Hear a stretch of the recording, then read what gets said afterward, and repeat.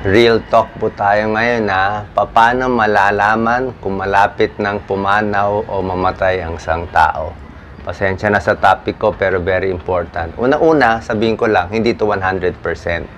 Pero oras na makita nyo itong siyam na senyales, ibig sabihin, baka in a few years or in a few months, pwedeng pumanaw yung tao. Hindi to katulad ng unang ginawa kong video, yung 1 week to go, yung hinihingal, namumutla na, hindi po to. Ito yung a few years bago mangyari, a few months, may sign na tagilid na yung buhay. So, napakahalaga to sa pamilya kasi kailangan ayusin nila yung mga gamit, kung may lupa man, may ari-arian man. Kasi oras na pumanaw isang tao nang hindi ready, ang laking sakit ng ulo, away at gastos sa pamilya. Okay, pasensya na, siyam to. Pero hindi to 100%, ha? Hindi to 100%. Posible pa rin mababuhay. Pero pag merong itong 9, medyo tagilid.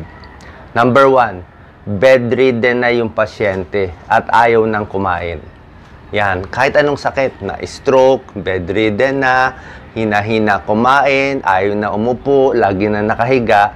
Ibig sabihin, pabagsak na ng pabagsak yung katawan ng tao, every month, every year, pahina ng pahina. Kasi pag tuloy-tuloy yun, walang pupuntahan, papanaw yung tao. Maybe in a few years. Number 2, kaya pasensya na, hindi to 100%, ha? Number 2, chronic dialysis.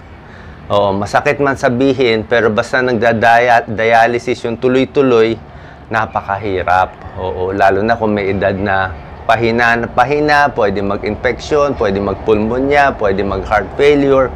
Ang pwede lang sa chronic dialysis, magki-kidney transplant ka eh. Pag nag-kidney transplant, may laban ulit. Pero kung walang pera pang kidney transplant, laging dialysis, laging delikado ang buhay. Kasi nga, high risk sila magkasakit. Number 3, laging na-ICU. Laging in and out sa ospital. Alam mo na, na-ICU na eh. Tapos balik-balik sa ospital. Ibig sabihin, masakitin siya. Konting pulmonya, konting ubo na o ospital na, sabihin, medyo mahina yung katawan niya eh. Bakit ganon? So, ingat na tayo sa buhay niya. Number 4, may cancer na late stage, stage 3, stage 4. Alam ko may gumagaling pa, may nagiging cancer-free, pero pag stage 3, stage 4 na, medyo kahit papano, mahirap na eh. Yung cancer na bumalik, yung may cancer dati, tapos nag-recur siya, mag-iingat din tayo. Number 5, yung naka-oxygen na lagi. Kung hindi na matanggal sa oxygen, pag tinatanggal yung oxygen, bumabagsak yung pulse oximeter, yung saturation, kailangan lagi na naka-oxygen. Sino to? COPD, emphysema, naninigarilyo, may sira na yung baga. So, pag lagi ng tali sa oxygen, mahirap po yun. Diba? Medyo delikado ang buhay. Hindi ko sinasabi na hindi na mabubuhay. Pwede pa siya mabuhay 5 years, 10 years, kung maingat, kung todo bantay ng nurse. Number 6, nag-suicide attempt. So, yan talagang hirap talaga sa depression and suicide. Oras na nagawa na niya minsan, malaki yung risk na uulitin niya. Ang hirap mabantayan. Ha? Ito sa experience ko talaga. Lalo na kung overdose o may droga pa. So, talagang todo bantay sa ganitong pasyente. Number 7, criminal behavior. Gumawa ng krimen, nakulong, lumabas, nakulong ulit. Kasi minsan, pag yung utak ng tao gusto na gumawa ng pagnanakaw o ano, paulit-ulit. Kaya laging risky, marami siyang kaaway, mamaya masaksak na lang siya. Diba? So pag ganito na yung buhay niya, medyo tagilid na.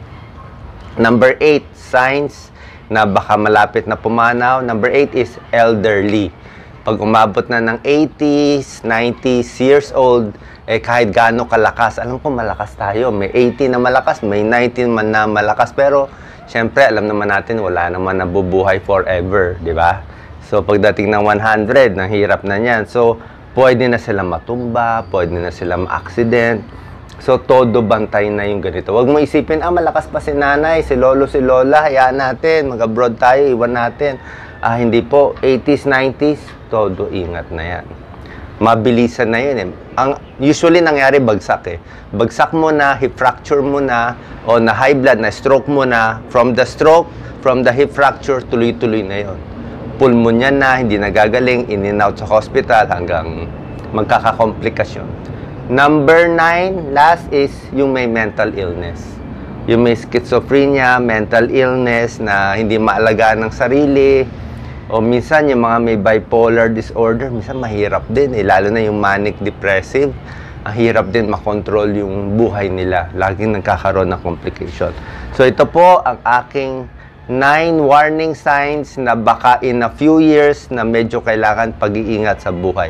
So maganda malaman to ng pamilya at lagi ko nga binabantayan sa sarili ko. Sana hindi tayo umabot sa stage na sirang-sira na yung baga, sirang-sira na yung puso, na pahina. Mapapansin nyo naman yan eh. Every year, yung pahina ng pahina, hindi na nag-up. So, kailangan natin talaga mentally very positive, mentally very strong na gusto mo pa mabuhay. Nalalaban ka. Kahit meron ka nitong 9, kung talagang malakas ang fighting spirit mo, kakayanin.